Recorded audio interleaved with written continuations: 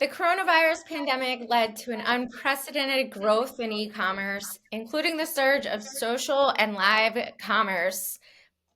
Today, let's make sense of live shopping with my guest, Liz Kressel. Liz is an e-commerce strategist and innovator and the CEO of Lizard Strategy. She was an early pioneer in the shoppable content space, creating content and e-commerce integrations across multiple platforms, including TV. Her mantra, great mantra, leave no dollar behind. So I can't wait for this conversation. I want to learn so much as I can from you about live shopping. But first, welcome to this week's episode of Make Sense, a video podcast that simplifies complex issues at the intersection of tech and people. So whether you're totally hyped on artificial intelligence and ready for the robot takeover, or you want to crawl into a cave after deleting all your social accounts, I'm here with my guests to help make sense of what's going on so you can make better choices, design yourself into the future. My name is Lindsay Tabus. I'm a product market fit strategist and innovation advisor. I've always been obsessed with designing technology for people, and that's where the idea for Make Sense came from. So let's get started. Liz, how are you? Oh, I'm great. Yeah, so good to be here. I'm really excited. I'm so excited to have an expert on about live shopping so you can tell me more.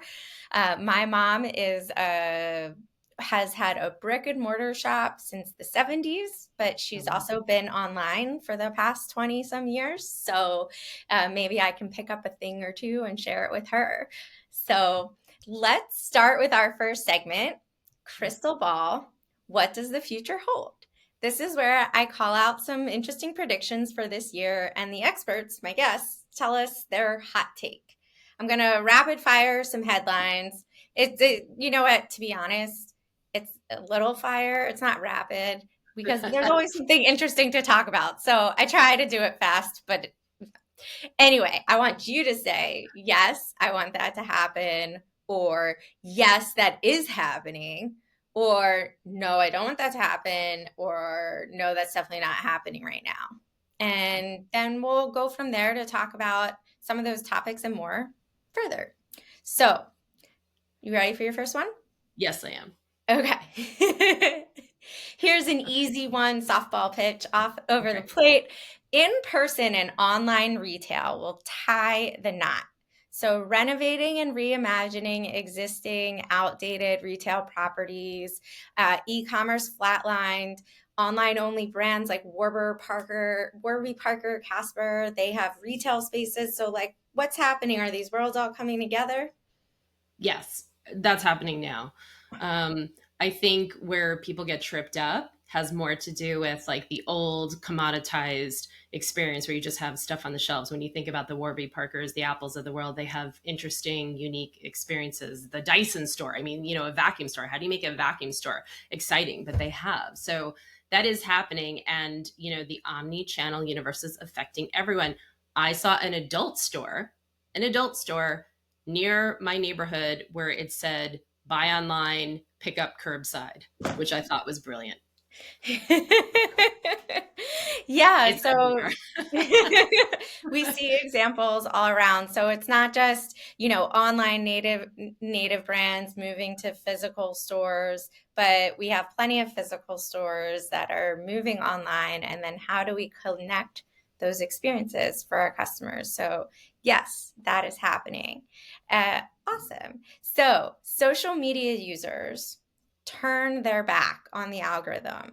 So more community building in private spaces instead of the big platforms, the rise of smaller platforms. What are you seeing? Is this happening, not happening? What's going on? I don't think it's happening yet. I don't think so. I see some community building, but it's in conjunction with social media. I think what will be interesting is with the democratization of content creation, where you can really play out the long tail theory where there's something for everyone. That may Mm-hmm. change the dynamics, Yeah. somewhat on the social algorithms where it's less important. Okay. Can you pause and tell me a little more about the long tail theory and what you meant by that?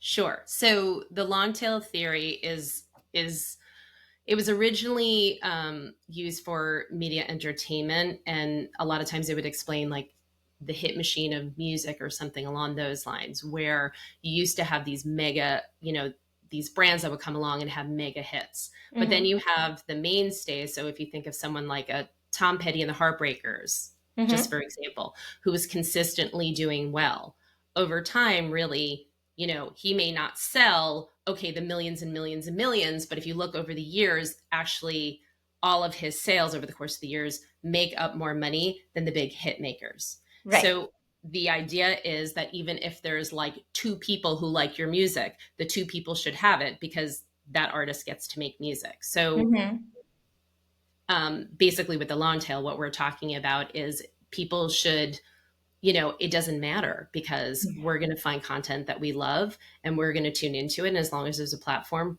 for it and that person is able to, monetize it in some way, they should be able to do so. So it's not, we don't have to produce the hit maker, is my point. Got it. Because so many micro communities and micro interests, micro influencers are, enabled by the internet. That you're saying, as far as kind of people moving from big platforms to small platforms for social, it's like uh, social, the existing ones, Instagram, Facebook, Snap, TikTok, that's where everyone is. And maybe the long tail content creators may be able to move their audiences to other platforms. But I think the audience still just starts in these big platforms, right? So they're not going anywhere. They're not going anywhere anytime soon. I see more and more content creators, though, experiment and trying to monetize outside. So that's where I'm saying Yeah, it's the micro influencers. The big guys can afford to be on those platforms. The right. smaller people, though, they're starting to look for other outlets, particularly, as we talk about some of these other live streaming technologies. That's where it Cool. starts to come into play. All right, so this is another easy headline. Live Yeah. stream shopping will grow, particularly in the United States. The trend started in China with Alibaba using their platform Taobao. So is United States behind China and other countries when it comes to live stream shopping? It's way behind China, but there's a reason for that. Tell And that us. has to do with cultural aspects. So we grew up on QVC. So here we need more context with the products. In China, people will gather together for parties and like on Friday night and sit and do it as part of a social activity. They're way more into the strict commerce piece. But because we grew up on QVC, we need the context. We're like, what is this about? What do I use it for? I need to know a lot more around it. So there's a content piece that has to be there. And because Mm. of that, the growth is slower because in the US, we need a fair amount of content to encompass this So are piece. you telling me in China friends get together and can be shown a product for like a minute and willing to buy it? Yeah, they literally will watch shows. They will sit and watch shows that they will just go one after another, and it's very cultural. And Hmm. and also a lot of these are within apps in Hmm. China. So I mean, they're much more app heavy. Everywhere else in the world pretty much is advanced on mobile than the Hmm. US audience. So it's growing. I mean, in the last 2 years, it's 186% growth. By the end of this year, we're gonna hit what is it, 32 billion. Mm. And by next year, it will be 44 billion. So it is growing and growing fast in the US. It's just at a slower pace than China. I'm glad you made the connection to QVC because I think for me, I was struggling like what is this? Is this the people on YouTube that are unpacking their shipment boxes, and I was excited to talk to you so you could explain it Yeah. to us. So thank you for comparing it to QVC because that made it make sense, right? So awesome. So final headline, renewed focus on tracking technologies. Sounds scary, but if we want to go omni-channel, online to in-person retail, and we want a seamless experience, we need some improvement on personalization. That requires data, but it'll be a massive win for retail, but it will be hard to do given data privacy regulations. So what do you know? So there is tracking happening now. I think the adoption will be slow up until the consumer sees the benefit. So right now we have a lot of people pushing back because not just privacy issues, but we're worried about things like racial profiling, etc. So that's where the pushback comes in. But I think if we get to the point, and I always love the example from Minority Report, and I don't know if you've ever seen the movie, and Tom Cruise walks into the Gap and they basically say, hello to his character and said, oh, how did those other, shirts work out for you? And here we have some other things based on what you previously purchased. When it's contextually relevant, that's when the consumer is going to switch and change its mind on the adoption. It's kind of like with ads, right? Mhm. We love sort of the Instagram and the Facebook ads because they're relevant to us, right? But when you think of, let's go back 15 years with the banner ads where it was like, okay, it's showing me a car and I'm not in the market for a car. That's useless to me. And I think that's where most people see it today. They're not seeing the usage of data in a compelling way for them that doesn't like violate other privacy issues. Right, right. And we've talked about this on Make Sense in other episodes about, um, for instance, I have, if I'm looking to buy something specific, I Yeah. will go to specific Instagram pages until my Instagram feed starts showing me ads for the product, Yes. those products. So then I'll, if I'm decorating my house, all of a sudden, there's a little bit of work I do, and then I'm getting all furniture, boutique furniture lines that I would have never heard of as ads. And that feels awesome. I remember in the early days of Facebook, their ads in, like 2006, 7, 8, and they were awful. It was like offensive that every single ad for any woman in her 20s was like, uh, are you single? Do you need help with dating? The Do you dating need ones, help yeah. losing Yeah. weight? Like all these very generic female problems that, or things people assume women are all worried about in their 20s. And it was offensive. So there's definitely some benefit and a trade in value if consumers understand what kind of data they are releasing. Right. And I think one of the best examples at the beginning of the pandemic, there's a brand called Thrive Cosmetics. And I now have like a whole line of their products, but I started out and the way they sold me is because everyone was sleep deprived and Mhm. very worried, etc. And they came out with this eye brightening pencil and their ad started with, look better on Zoom. We know you're harried. We know, like, and they Yeah. played up about the pandemic and you're like, you know what? I could use that pencil. And I started with that, it helped you look better on the Zoom calls. And Yeah. before I knew it, I was like into the whole brand, but it was such a fantastic ad, but it was relevant, right? It was Yeah. relevant. That's how people were feeling. Runs. Okay. So awesome. That'll end our first segment, the crystal ball. Going into our second segment, I want to do a deep dive on live shopping and give you an opportunity to explain it to me like I'm 5 years old. Like, what is it? Where is it happening? Which customer segments are the most, enthused about it and participating? So give us the rundown. Sure. So the way I would start with what live shopping is today, think of like a Zoom call. You're on a Zoom call, but way better, more compelling content because most of us are sitting in our meetings and a commerce piece attached to it.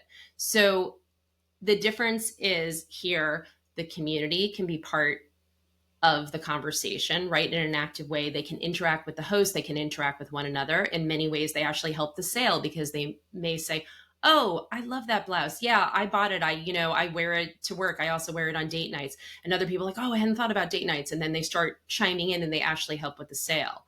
So what the difference is, and I think where people get tripped up is live streaming. So what's like live stream commerce versus live shopping?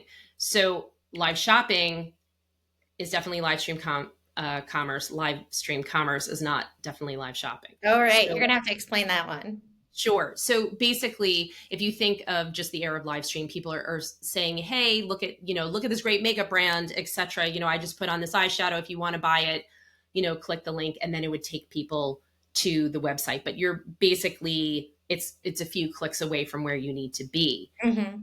Live shopping is completely integrated into your e-commerce platform. So Mm. it's all part of one unit. So we've now come to the point where content, commerce, and community are all on the same screen at the same time.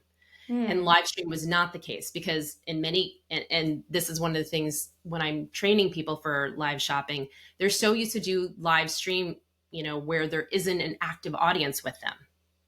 So now it's like you have the audience, you have to talk to them differently, right? Because Mm. now you need to interact with them a lot more. So take the QVC example. Hmm.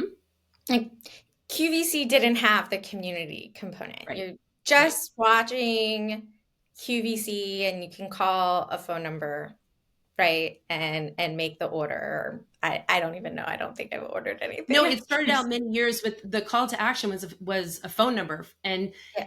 hilariously, it's still a phone number with, well, I mean, there's also online. You can go online, but they still have a phone number. They still have a major call center because a lot of their audience tended to be older. There are some newer brands that are coming on there, so they're trying to skew a little bit younger. But So, yes, go okay. ahead. I'm Sorry. sorry. So QVC is more live stream, akin to live stream shopping, in that there's like extra steps to go and there's not as much community. Whereas what you're saying is live shopping is much more like highly interactive.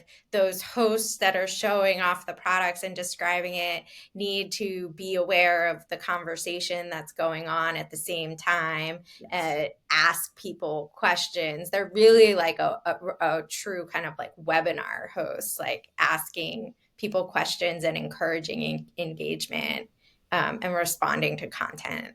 Yes, and It's and fine. that's why, you know, I said Zoom versus QVC. Like I used to use the QVC, but then I started talking about all the differences between QVC and live shopping. It's actually closer in some ways to the Zoom.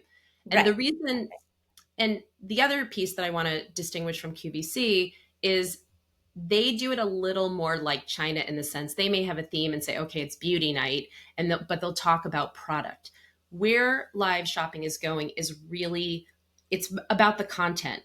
Because Hmm. think about it this way: if you don't know the product, why are you tuning in? Right. Otherwise, it's just an interactive email, right? Because if you're just hawking me product, why am I showing up?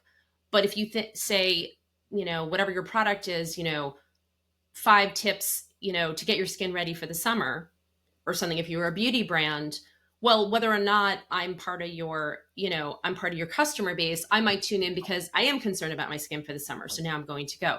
And the content is around that, and the commerce is organically layered in. It is not focused on content, commerce. Like you're not going, hey, here's a pen, hey, here's a bracelet.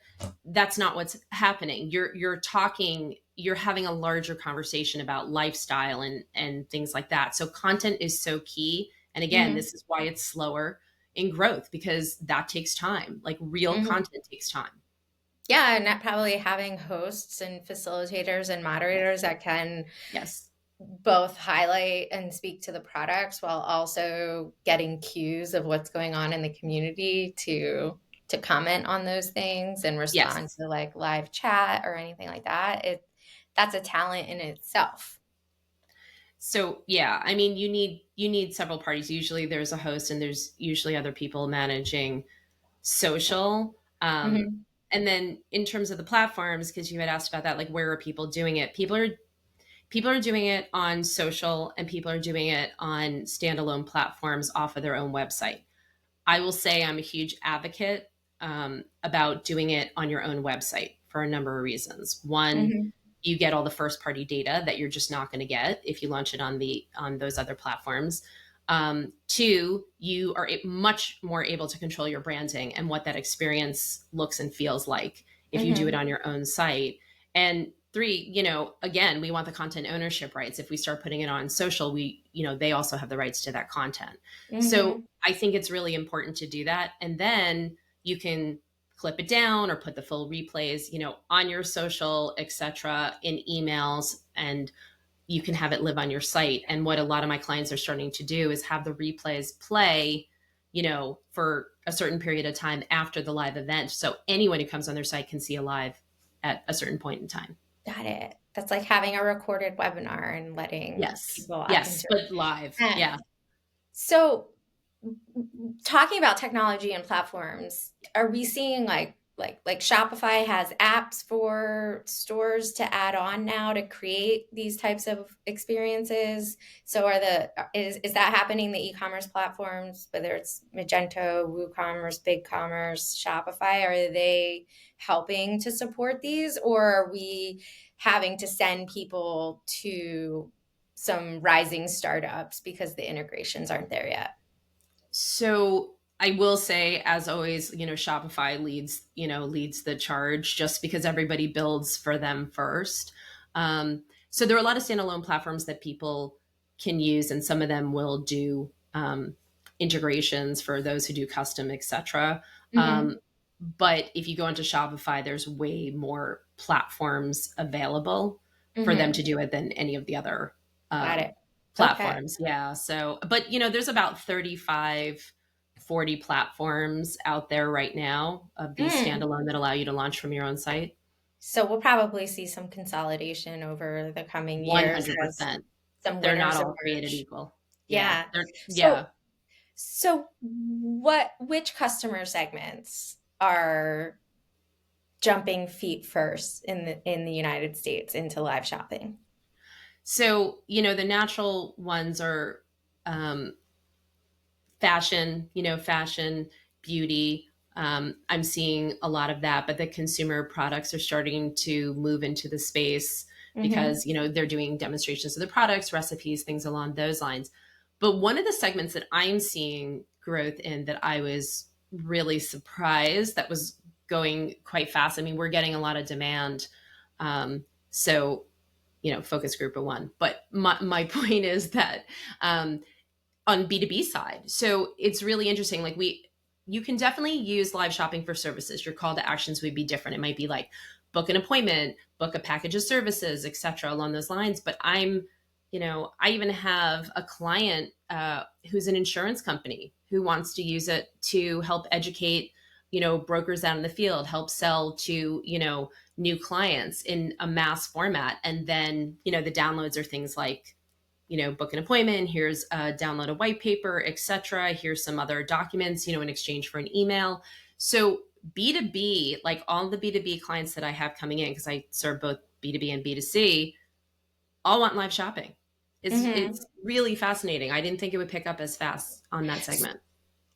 The way you describe it makes me think about uh, kind of the standard lead gen funnel where like a B2B company has a case study or a workshop and you sign up for it. There's some drip emails, and then you go to the workshop and there's an upsell at the end, Yes. right? So it sounds like companies that were already doing that see the tools as being able to kind of increase their conversion off of those types of lead gen workshops and presentations. Is like Yes. that the tools allow them to um, kind of promote those things that maybe they would just upsell at the end of a presentation.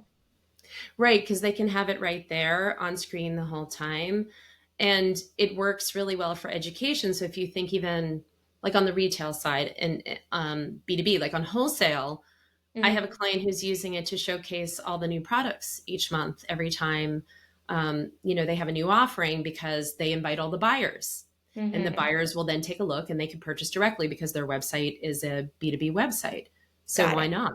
Right? It's a great way to educate them. So yes, it's moving a lot of those educational pieces online. And now we have this live commerce piece. And again, you can now see what the questions are. And these platforms allow you to do things like polls, they allow you to gamify. There's all Mm-hmm. sorts of other techniques that you can do within the show. And various platforms have different on-air, what I call on-air type of graphics. Mm-hmm. So you can do different things depending on like what your budget is. Got it. Got it. So back to one other question I had. Besides just fashion, beauty, B2B, um, like take beauty and fashion, a B2C market. which age range, which generation, which like are we talking mostly digital natives, or are we talking stay-at-home moms? Which like micro segments inside those industries have been kind of, again, jumping feet first in? Right. So, I mean, look, it's a natural for Gen Z and millennials who seek out experiential types of things. For Gen Mhm. Z, 80% of discovery of new product is through video. So that's Gotcha. natural. Millennials always sought out experiential. But when we start looking at like Gen X and boomers and whatnot, it's still happening for them too, because most of them have been on a Zoom at some point in time. There's nothing different than, clicking. That's all they have to do to get onto a show, Right. right? They just clicking. So luxury, which really runs the gamut, and with some of it can go a little older. 70% of people who participated in a luxury live shopping event have purchased Oh, 70%. wow. So like that's across all age ranges. So it's Wow. it can be used in so many different ways. It's not like, oh, I mean, there are a lot of people who haven't tried it, and it all depends on like, how well the company is marketing it, right? Right. Like you have to let people know that this is a thing. It's no different than, a webinar. Everyone who sees it loves it. Like a lot of our clients tell us they have customers of like, oh my God, this is amazing. Like they just love the whole experience and the showcase of it. So even if they didn't know what live shopping was beforehand. So there is a little I bit of am, education. Yeah. yeah, I'm thinking about all these different worlds that are converging. For instance, we know that gamers on Twitch, right? They have their game stream and chat, and sometimes if they're sophisticated, have, moderators in the chat. And Mhm. then last year I worked with a startup, Motion Studios, who was creating more immersive worlds for the gamers audience to participate in, and like decorate the space that the gamer was being displayed in and stuff like that. And so it that sounds actually very similar to the live shopping experience, at least in this idea of just making, really bolstering the community piece of it, and Right. the chat and interacting with each other as much as being there for the influencer. Right. Well, and I think influences are great for brand awareness, but Hmm. I think people always get tripped up of like, oh, we don't have an influencer, we can't afford an influencer, how do we start, etc. Yeah. But really, when people show up to these events, they want to know about the product and does it work for them, specifically for Hmm. them. So it's less about that influencer. It's more about, can the person who's on camera answer those questions?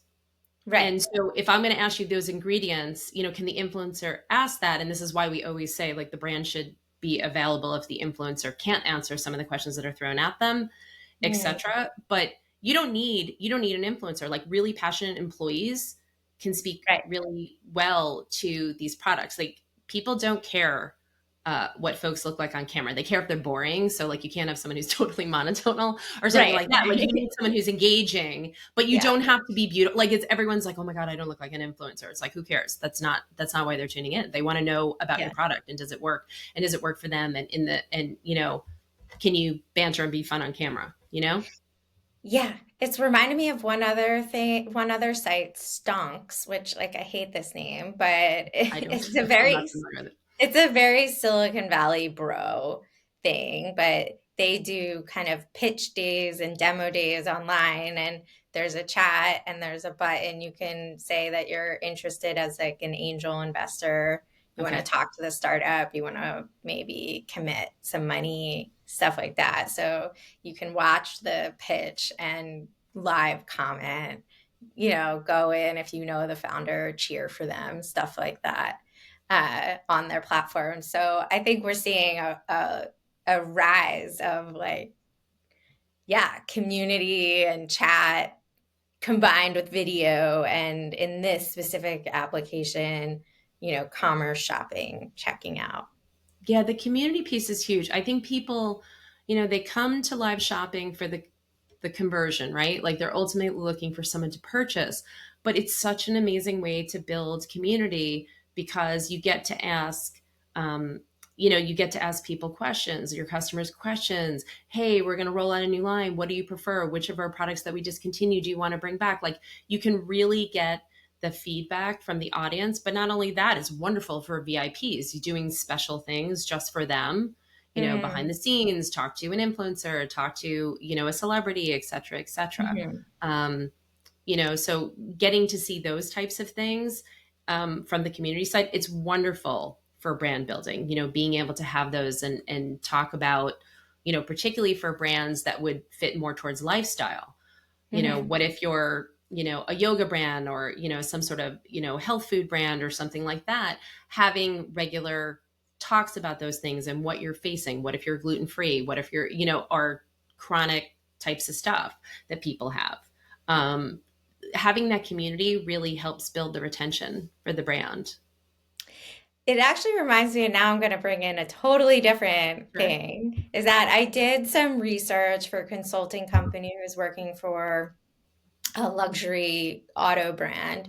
And I conducted 20, 30 interviews with owners of luxury cars, all different brands. Right. And I remember specifically with Porsche that like people enjoyed going to the dealership to get their car serviced because they liked hanging out with each other at the dealership. Like they like talking to each other, and they were in like, unlike like it doesn't happen with Audi or Mercedes Benz where people are like in a Facebook group posting pictures of their Porsches, and trying to connect with other Porsche owners. And sometimes brands realize that they're doing that, and some brands don't realize they're doing that. But it does again remind me like certain brands have that power to bring people together. Oh, absolutely. If there's something specific they can bond over, that's the best. And that's also why having like a really great, person online who can answer those questions and say, all right, who out there has oily skin or something, or who out there is too short to wear, high-waisted pants or, whatever the case is.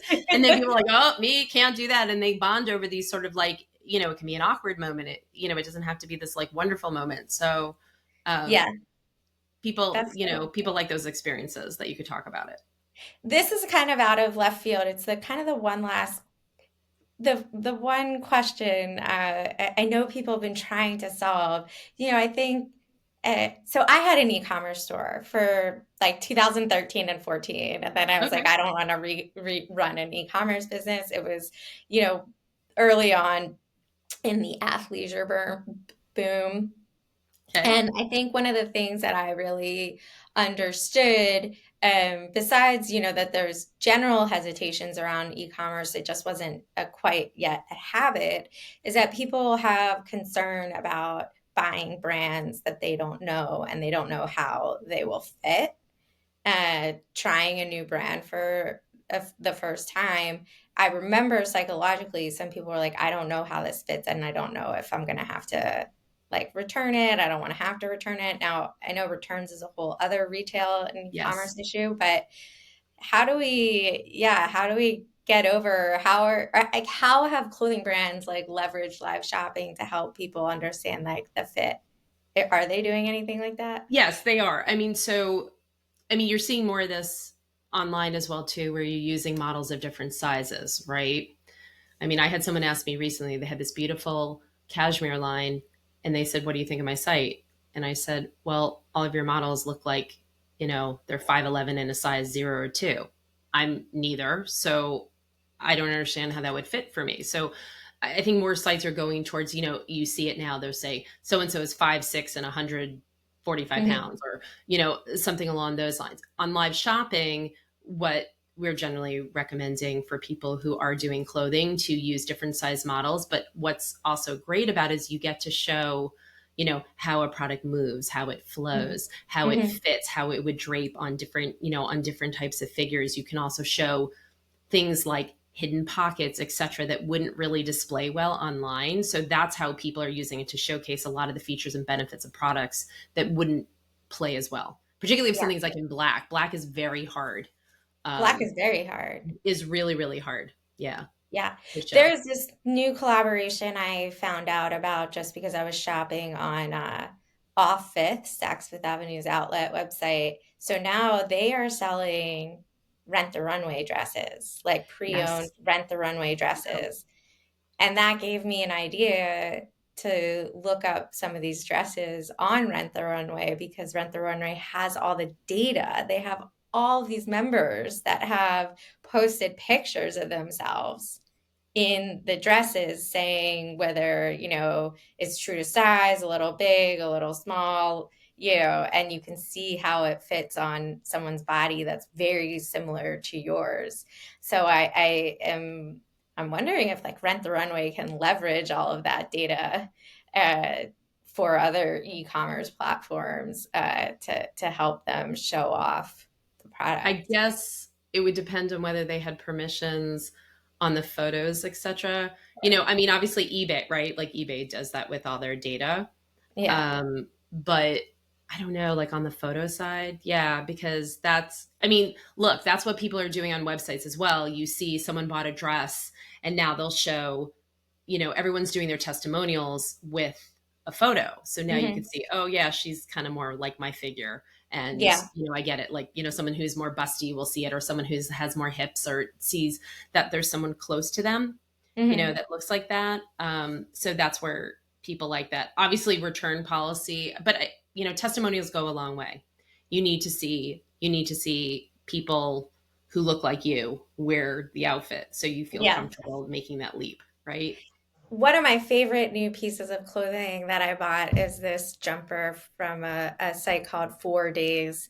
They're like a circular fashion line, upcycle. And anyway, they had a thin model and a rounder model modeling this romper, and I hem and hawed because the rounder model did not look good in it, and I'm a rounder person. And so I didn't order it for such a long time, and I finally ordered it, and now I own like three of them Oh, because that's funny. they because they look great on me. So yeah, I think, and I've worked with other startups in the past who are, we're trying to use augmented reality or other things so that you can like try stuff on virtually. But I do think that there's like a lot of people. I think that one piece still needs to get solved for is like, is this thing going to fit me? And I know that there's a lot of technology out there, but I don't know that how much of it specific to me. I can do a size guide, I can answer questions, you can Right. tell me comparative brands and what they think will fit me, but at the end of the day, there's still so many lost cues, and I wonder how many people are what percentage of the shopping population is held back by that wanting to touch and feel and try the thing on in person? Well, I think, it's the responsibility of the brand to Yeah. communicate that. And whether you're doing live or not, I feel people, as I said, need to be inclusive to show different sizes, how it looks. But also, video is really important too. Like, why not show somebody walking at it, how it Hmm. flows? That's really important to me when I'm looking at those. I mean, a lot of times I'm seeing very, very skinny models in Hmm. these things, or you have these influencers who look tiny, who look really, really tiny. And I'm like, that looks great on you. But, if you're a slightly bigger person, I start to worry about it. And I agree. I think there's a hesitation there. But that's the brand's fault. Because if the brand Hmm. chooses to only use several influencers who are a certain size, then, yeah, you lost out on sales because I'm not going to convert. So I think it's really up to the brand to say, like, who are you marketing to? Like, I always do that when I look at a site. I'm like, okay, I'm looking at your site. Is it diverse? Maybe your audience is only a specific group. Okay, that's fine. And you can market to that. But like if you're looking to market to everybody, you're not being diverse in terms of race, you're not being diverse in terms of sizing, you're not being diverse in terms of like maybe being open to other things. So people have to think about like what they're putting out there. So I do feel like on the brand side, if you're, you know, I always think of the brand Leota. Are you familiar with the brand Leota? No. They do a lot of kind of wrap dresses or fake wrap dresses, I guess is what I would say. And they, for every one of them, it's not like you click into a SKU and then there's an alternate model who's of a larger size. They have like different SKUs. So you see both of them, they're treated separately, which I think is nice because you don't want to be as like, oh, well, okay, if you're also this size, then you can go here. So they really make a point of being inclusive about their models and the sizing. And if you see that like Land's End also does a pretty good job of being diverse in terms of sizes. Like the models are all different sizes. So, and shapes, like you see, you know, kind of some people are hippier, some people are, you know, rounder in the middle, some people are bustier, some people have no bust, you know, they really look at a lot of different body types, which is nice. That's awesome. So this might be our last segment, from disruptive to disastrous. We like to talk about when technology backfires. So do you have a story for us? Oh, I had something happen recently, like within the last few months, that was crazy. So I had a laptop that I beat the hell out of, and the fan was going, you know, the fan was making noise all the time, which was fine in one-on-one Zooms. But anytime I was on a Zoom with larger audiences, like everyone's like, is there a lawnmower? Like people were saying bad things. So I had a presentation that I had to give, and I asked my husband if I could borrow his computer because I knew that the fan had been a problem and I hadn't had a chance to take it in yet. So I use his computer and I'm in the middle of my presentation and I start to see sort of, you know, the thing on the TV when they do that, you know, like the test of the standard broadcasting system. Oh, yeah. So all of a sudden, like this sort of rainbow thing comes up and then slowly the color starts to fade out and goes No, don't die black on me. in the middle of my presentation. But could people still hear you? People could still hear me. They could still see me. So it was just that I couldn't see. So I had my presentation in front of me. So you Thankfully, couldn't see them. So you don't have the social cues of how people are reacting to nope, your content. And then you can't see your content to know what you should be talking about. right, But the audio and video were still working. right. We were still working. So I was like, oh my God. And thankfully, I knew what slide I was on and I knew it really well. And I kept going. People didn't know Wow. I had lost it. So I, you know, had lost like any visuals whatsoever. Because I just said for a second, I'm like, can you guys see me? They're like, yes. So I was like, okay. So I kept going and just kept going and whatever. And then when it came time for Q&A, I said, can you give me just a minute? And I had my old fan screen next to me. And I just like put it up so I could flick back. Yeah. But I was like, oh my God. And people didn't know. And I said, I literally can't see you guys. Like, how did you finish the presentation? So The show must go on. yes, I kept a bold, I just like was like, oh, da da da da da. But literally inside I was panicking. I was like completely panicking. I'm like, I hope I remember what the next slide is. Okay. I mean, you know, some other people would have like given up and like signed off and cried. Right. Recorded on top of it. So there was this extra pressure of like not showing my exasperation, but inside I'm like, okay. And then you know, I said, if you guys like, once I got to a point where it was just sort of the wrap up slide and I was like, I don't remember the order. I knew the bullet points, but I didn't know the order of the bullet points. I said, can you just give me a sec? And then I like pulled up the other one and I had it next to me and I was like, so, and so, and they were like, what? Pick up the camera, move it. Yeah, I was like, yeah, no, I moved it a little bit around so I could see it and just like did a side glance and then went on. But yeah, I said afterwards, like, wow, I can't believe you didn't have your notes. But that's amazing. Have you seen any brands jump into live shopping that maybe shouldn't? be doing live shopping? Like, what have been the faux pas besides like a host or, moderator that is uninteresting? Uh, what have you seen gone wrong with live shopping? I've seen things like, again, because they're talking like live stream, they're not interacting with the audience.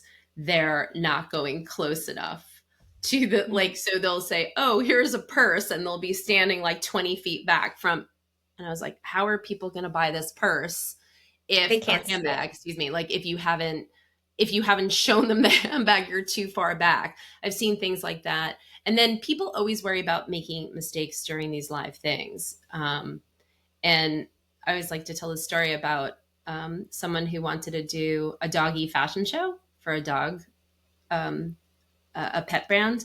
And they said, what if the dog has an accident, like a dog during the show? And I'm like, that would be a good thing. And they're like, why? And I said, because I said, what dog owner hasn't had their dog go when they shouldn't? Like, That's true. everyone has had that experience. So that's a True. wonderful bonding experience. And I said, if Yes, anything, you should feed your dog before the show. 100%. Maybe That's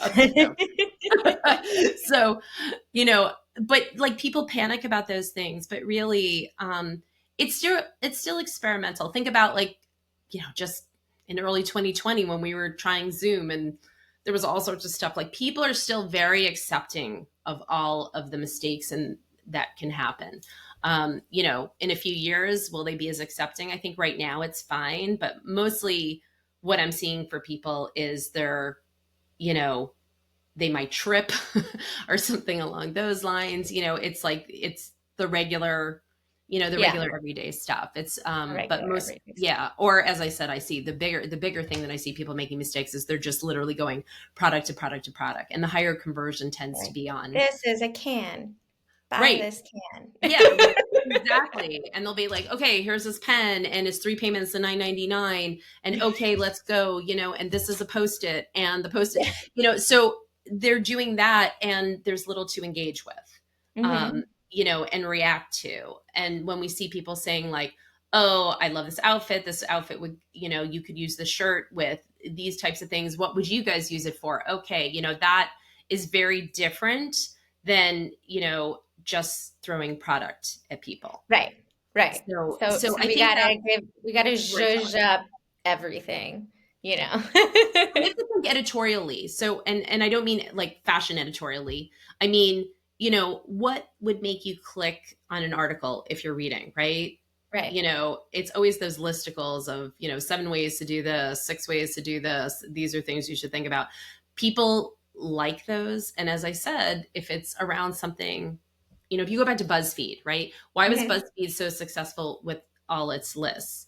Besides the fact that they have this like amazing, they had this amazing research team that was cranking out stuff, but people would bond with it because it would be 20 ways to know you're a cat person, Yeah, right? So then all the cat people would start sending it to all their cat friends. Well, not their right. cat friends, their friends who have Yeah, cats, yeah, yeah, yeah. Or but they like might send it. Yeah, the quizzes that like what right. character are you, that that stuff. Then you want to share with other people. You think it's But funny, right? community, but it goes back to community, right? Because you're sharing it with other people who have similar experiences to you. Because if you own a Hmm. cat, other people who've owned cats and have talked about their cats doing things. So Hmm. therefore they would send it, and it's similar. It's similar. If you Right, can have those, that's why the content works. So like the more you can play into the community aspect, that's so much better than saying, this is a pen, buy this pen for $10, right. so it's not as compelling.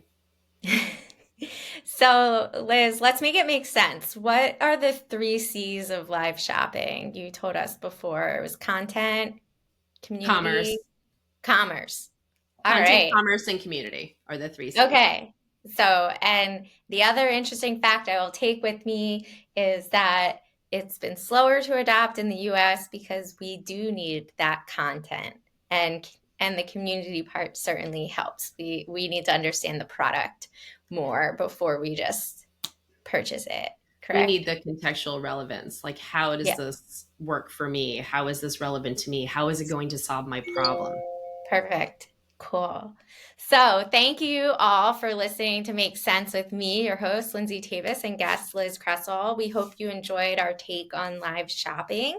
Liz, where can people find you online? Sure. So I'm on LinkedIn or on Instagram at Liz Kressel. Cool. All right. And we'll include those in the show notes. As always, you can check out all the links and resources in the show notes. If you want to continue to be the smartest person in the room, hit that subscribe or follow button for next week's episode. That's all for this episode. Catch up with you next time. And thank you, Liz, for joining me. Oh, thank you